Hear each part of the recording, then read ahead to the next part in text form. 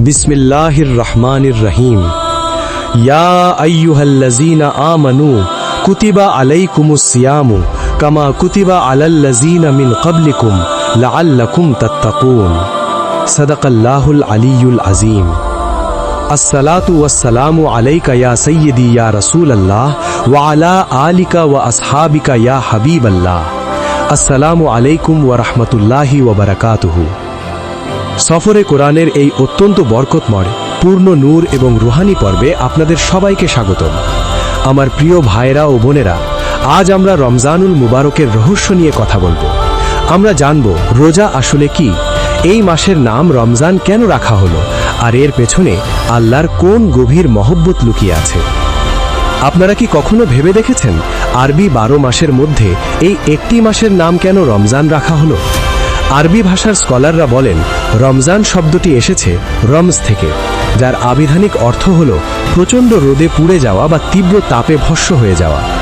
সূর্যের তাপ যেমন মাটির ময়লাকে পুড়িয়ে পরিষ্কার করে দেয়, আর আগুন যেমন সোনাকে পুড়িয়ে খাঁটি কুন্দনে পরিণত করে, ঠিক তেমনি একজন মুমিন যখন আল্লাহর হুকুমে রোজা রাখে, তখন তার ভেতরের ক্ষুধা ও তৃষ্ণার তাপ তার জীবনের সব গুনাহকে পুড়িয়ে ছাই করে দেয়। পর্ব 2, রোজার প্রকৃত উদ্দেশ্য এবং তাকওয়া। একবার ভাবুন, আমরা 11 মাস দুনিয়ার মোহে পড়ে থাকি, আমাদের আত্মায় দাগ পড়ে যায়। আল্লাহ রাব্বুল ইজ্জত, যিনি 70 জন মায়ের চেয়েও বেশি ভালোবাসেন, তিনি চান না তার বান্দা গুনাহের গন্ধ নিয়ে তার কাছে আসুক। তাই তিনি এই মাসকে আমাদের জন্য এক রুহানি ভাট্টি বা চুল্লি হিসাবে পাঠিয়েছেন। রোজা কেবল একটি আইনি বা প্রথাগত ইবাদত নয়। আল্লাহ যেন আমাদের বলছেন, হে বান্দা, তুমি সারা বছর নিজের ইচ্ছায় খেয়েছ, আজ 1 মাস আমার ইচ্ছায় না খেয়ে থাকো। যখন মানুষ এই নিয়তে রোজা রাখে, তখন তার প্রতিটি মুহূর্ত ইবাদত হয়ে যায়, তার নীরবতা তসবিহ হয়ে যায়, এমনকি তার ঘুমও আল্লাহর সন্তুষ্টির কারণ হয়ে যায়। রোজা আমাদের শেখায় আমরা আমাদের নফসের গোলাম নই, আমরা আল্লাহর বান্দা। যখন মানুষ হালাল জিনিস থেকে দূরে থাকা শেখে, তখন তার জন্য হারাম থেকে দূরে থাকা অনেক সহজ হয়ে যায়। আর এটাই হলো সেই তাকওয়া, যার কথা আল্লাহ কোরআনে বলেছেন, লাআল্লাকুম তাত্তাকুন, অর্থাৎ যাতে তোমরা পরহেজগার হতে পারো।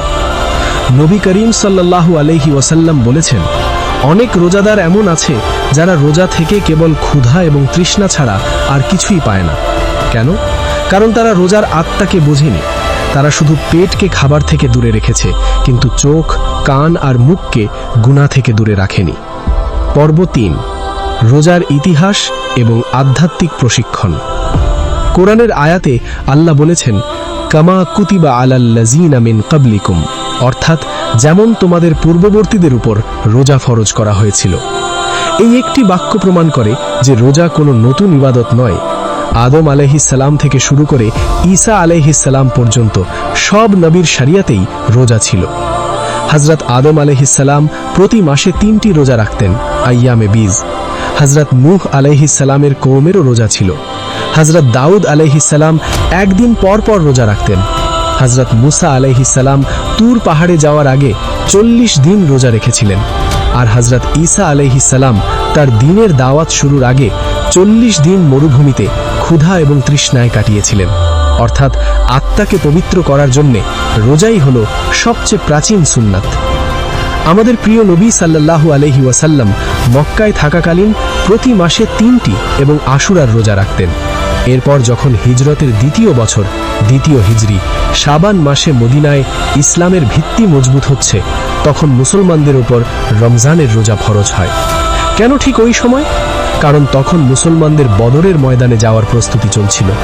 আল্লাহ চাইলেন তার বান্দারা কেবল শারীরিকভাবে নয়, আত্মিক ও মানসিক দিক থেকেও যেন পৃথিবীর যে কোনো কষ্ট সহ্য করতে প্রস্তুত থাকে।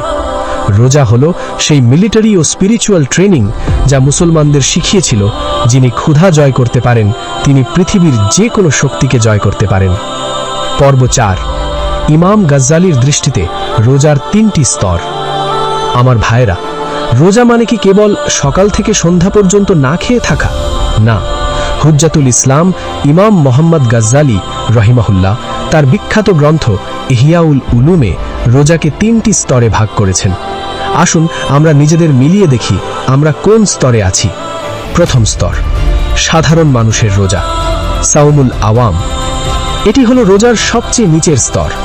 এই রোজায় মানুষ কেবল নিজের পেটকে খাবার ও পানীয় থেকে এবং নিজেকে শারীরিক চাহিদা থেকে দূরে রাখে। এর মাধ্যমে শরিয়তের বিধান আদায় হয়ে যায় ঠিকই, কিন্তু ইমাম গাজ্জালির মতে এটি ফলের খোসার মতো। খোসা তো আছে, কিন্তু ভেতরের আসল স্বাদ নেই। দ্বিতীয় স্তর, বিশেষ মানুষের রোজা, সাওমুল খাস। এখান থেকেই মূলত রুহানিয়তের শুরু। এই রোজায় শুধু পেট নয়, মানুষের প্রতিটি অঙ্গ রোজা রাখে। চোখ রোজা রাখে, যা কিছু দেখা হারাম তা থেকে চোখকে বাঁচিয়ে রাখা। জিহ্বা রোজা রাখে, মিথ্যা, গীবত, পরনিন্দা, গালিগালাজ থেকে চুপ থাকা। কান রোজা রাখে, যেসব কথা বলা হারাম তা শোনাও হারাম, তাই খারাপ কথা থেকে কানকে দূরে রাখা। হাত ও পায়ের রোজা, হাত দিয়ে কারো প্রতি জুলুম না করা এবং পা দিয়ে কোনো হারাম কাজের দিকে না যাওয়া। পীর মাশায়েখরা বলতেন, মুখের রোজা পেটের রোজার চেয়েও বেশি ভারী। হালাল খাবার ছেড়ে দিয়ে যদি মরা ভাইয়ের গোশত খান, তবে আপনার রোজা তো মাটিতে মিশে গেল। তৃতীয় স্তর, খাসুল খাস মানুষের রোজা, সাওমুল খাসুল খাস। এটি আম্বিয়া ও আউলিয়াদের রোজা। এই রোজায় হৃদয় বা কলব আল্লাহ ছাড়া পৃথিবীর সব চিন্তা থেকে রোজা রাখে। এই স্তরে পৌঁছে গেলে মানুষের মনে আল্লাহ ছাড়া অন্য কোনো খেয়ালও আসে না। যদি এক মুহূর্তের জন্য দুনিয়াবি মোহ মনে চলে আসে, তাহলে তাদের কাছে মনে হয় তাদের রোজা ভেঙে গেছে। এই রোজা হলো নিজের নফসকে পুরোপুরি ধ্বংস করে আল্লাহর প্রেমে বিলীন হয়ে যাওয়া। পর্ব 5, রোজার পুরস্কার এবং রায়্যান দরজা। রোজার সবচেয়ে বড় রহস্য কি জানেন? এই রোজার পুরস্কার। নামাজ, হজ, জাকাত সব ইবাদতের একটা নির্দিষ্ট সওয়াব আছে। ফেরেশতারা এগুলো খাতায় লিখে রাখেন। 10 গুণ থেকে 700 গুণ পর্যন্ত সওয়াব দেওয়া হয়। কিন্তু হাদিসে কুদসিতে আল্লাহ রাব্বুল ইজ্জত বলেন, রোজা কেবল আমার জন্য, আর আমি নিজেই এর পুরস্কার দেব। সুবহানাল্লাহ। এর আরেকটি অর্থ অনেক মুফাসসির করেছেন এইভাবে, যে আমি নিজেই হলাম এই রোজার পুরস্কার। যে ব্যক্তি সত্যিকারের রোজা রাখল, সে তো স্বয়ং আল্লাহকেই পেয়ে গেল। আর যার আল্লাহ আছে, তার আর কিসের অভাব? রোজাদার মানুষকে ফেরেশতাদের স্তরে নিয়ে যায়। ফেরেশতারা খান না, পান করেন না, গুনাহ করেন না।